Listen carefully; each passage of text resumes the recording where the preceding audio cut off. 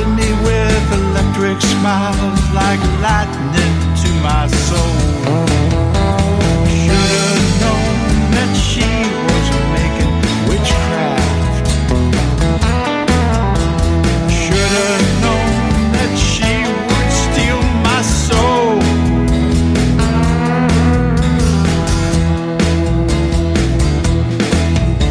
She asked me for a dance, then she cast her temptress spell. Seductive moves and whispers like a siren sent from hell. She told me where her room was and she beckoned me to go. Her body heat washed over me like a steaming lava flow.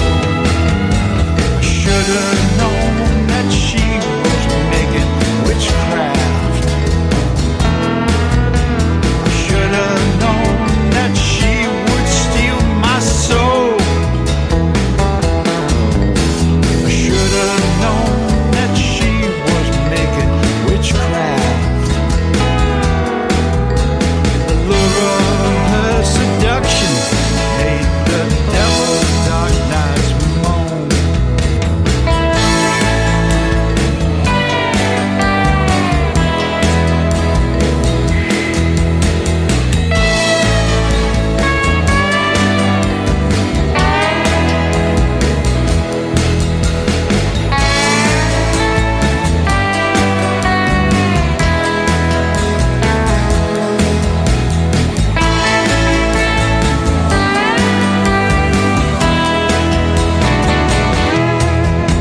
My head was pounding when I awoke. I could not face the dawn. In the early light of darkness, I knew what she had done. She stole my keys, my wallet, and my semi-truck was gone. She made me pay the steepest price for passion on the run. I should have known that she was making witchcraft. You can advertise your business on Night Dreams Talk Radio, and you will be heard worldwide. Why not contact us at nightdreamstalkradio@gmail.com. Night Dreams Talk Radio, After Dark, wants to give a big shout out to all the truckers that listen to our show. Coming to you from some far point station, like a cosmic tumbleweed, both north and south of the Pleiades.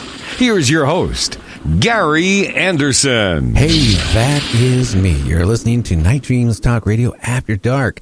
Well, I hope everybody's had a great week this week so far, and the week is winding down really, really fast. James, you still there? Absolutely. Looking forward to the next guest. Okay, let's get him on the phone right now. This is Ron, Diane, and Anna's. Please leave a message. At the Uh-oh. tone, please record your message. When you have finished recording, you may hang up or press 1 for more options. That is not good. Is that, James? No, that's a red flag. Now what do we do? I got a backup phone number. I noticed they were calling in, but he told me you use a certain number, and I use that certain number, and then, what can I say? We'll try this number now. Okay, let's give this a try.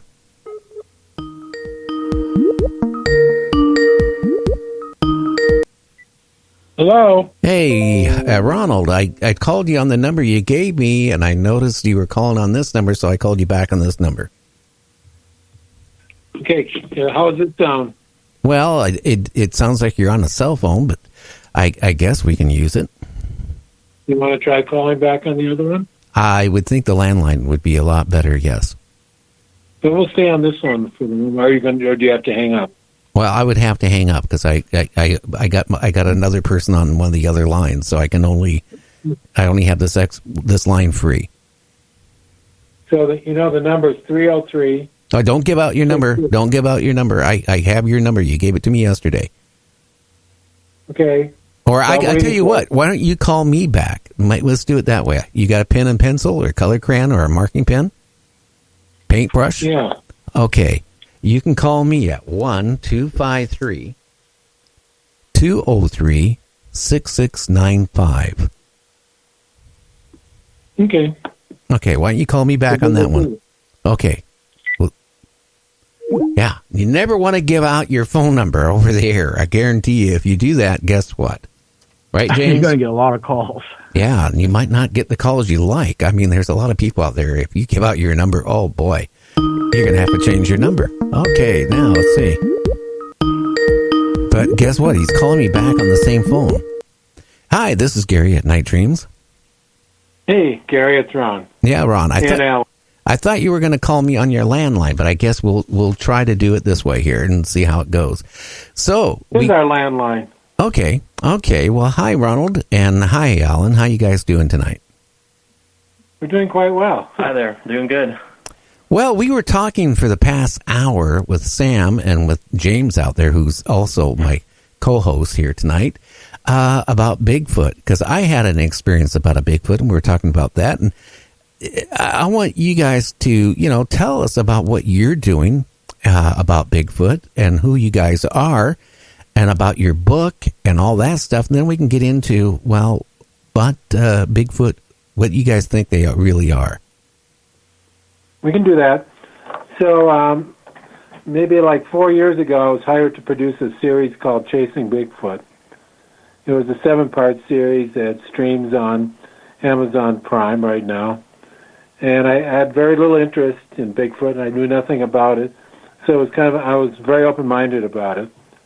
And it turns out that I interviewed a lot of people, and I became convinced that they had real experiences. They weren't lying. They weren't making it up. When I saw them talk, I could tell that they were telling the truth, that they had some experience. But as I progressed through the series, I became more and more skeptical that we were talking about a flesh and blood sort of creature. And then at one point I ran into one person that took us out on a Bigfoot hunt. I don't know, have you ever been out on one of these Bigfoot hunts? I have never. Like I told you off the air last night, I went up the Canadian Rockies with a friend of mine, and we ran into a creature that I'm positive was a Bigfoot of some sort. Okay, yeah, we can get to that. So it just seemed impossible that there could really be a kind of primate, natural flesh and blood animal running around doing all the things that people talked about. And then one of the people that took us out on a night experience, it was the only time we actually had any real sort of contact. We did this thing called wood knocking, which is you take a stick and you hit a tree and you wait for a reply. And we actually got a reply. And we were in a far out wilderness area where it seemed very unlikely that anybody a mile away would be waiting with a stick to reply to us. That was the one example we had. And this guy, after we went on this adventure with him at night, I asked him what did he think Bigfoot was, and he said he thought that they were paranormal creatures. They weren't flesh and blood at all. And so that got me thinking, well, I like that possibility. That seems more reasonable to me. Most of the things that they describe, their experiences were examples of something that an ordinary creature couldn't do, a flesh and blood creature. The fact that they only find footprints that last 3 or 4 or 5 steps constantly, they don't walk for miles, and you track them for miles, that never happens. So I said, I'm going to write a book, a novel. I write novels, and I like thrillers, and I wanted to do one in which I hypothesize that in the book that Bigfoot are actually, have been here for quite a while. They're alien beings. They don't know what they're up to exactly, and nobody else knows exactly what their purpose is. But they've been living and growing and evolving and learning side by side with us for maybe 50,000 years. And the novel takes place in the near future. It's sci-fi.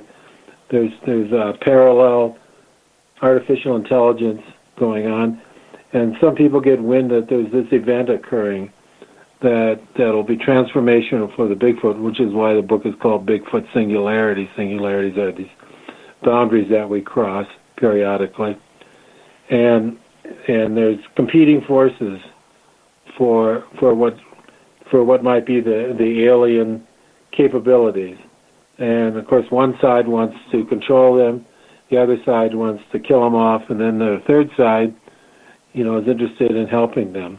But Alan has been out there chasing Bigfoot for quite a while, and he can talk a little bit about how he got turned around from flesh and blood to more paranormal. Go ahead, Alan. Yeah, so I've been doing investigations for Bigfoot and paranormal and all these different things for probably a good part of a decade now. I'm working with the Bigfoot Field Researchers Organization a little bit in the Ohio area, and I've taken a lot of witness reports and talked to a lot of people and had a lot of my own interesting experiences, and we've taken the concept of Ron's book and we've been working on a documentary film that'll be out sometime probably in the early next year sometime, I'm guessing. Yeah, around the end of the year. We wanted to bring it out with the book so that it could support it. And we've been investigating this side of it for a good part of a year, really. Actually, a whole year. Yeah. Our first interview with Ron Moorhead. You said you had him on once? I've had Ron Moorhead on twice. Yeah, so he's one of the early proponents of the paranormal Bigfoot concept, right? Well, he believes actually, when I had him on, he believes they're flesh and blood, but he has a lot of recordings of Bigfoot sounds, he believes they have a language. Yeah, when we talked to him, he talked to us about how he doesn't believe that anymore. There's been some, pretty fantastic experiences he's had since then that kind of support the theory that this is something more than just some kind of undiscovered human or some sort of primate running around. And, I was in the same school of thought as Ron was until we started really investigating this, and we started to have some of our own experiences while we were filming out in Oregon with Tom Powell and up at the Montana Vortex with Joe Hauser, and just a lot of interesting stories that don't line up with my, previous definition of Bigfoot. And since I'm an avid paranormal investigator, too, I'm open to that possibility. I've always said that, I kind of want it to be an ape just because it fits, my definition. But if I saw a UFO drop off a Bigfoot in front of me, then I would just accept the fact that, okay, that's what it is. So I'm definitely open to it and leaning more towards that way than I ever have before. Well, Alan, I ran into a friend of mine who's a medical doctor early around 2000. We went up to the Canadian Rockies, taking pictures of ghost towns and, old cemeteries and silver mines. And we were up at an old internment camp up there in the Canadian Rockies, miles from nowhere. And we ran into a Bigfoot. And I'll tell you, it was aggressive. It was scary. It chased us all the way back to the car. It threw a huge rock into the car, which was my wife's brand new car. She was nice enough to loan it to me to go on this road trip. It made me think a lot. What is Bigfoot? Now, I've been doing paranormal talk radio since 1976. That's a long time. I've interviewed a lot of people, talked to a lot of people that supposedly seen Bigfoot or found, proof of Bigfoot, which they really haven't, as far as I'm concerned. I'm coming to a conclusion.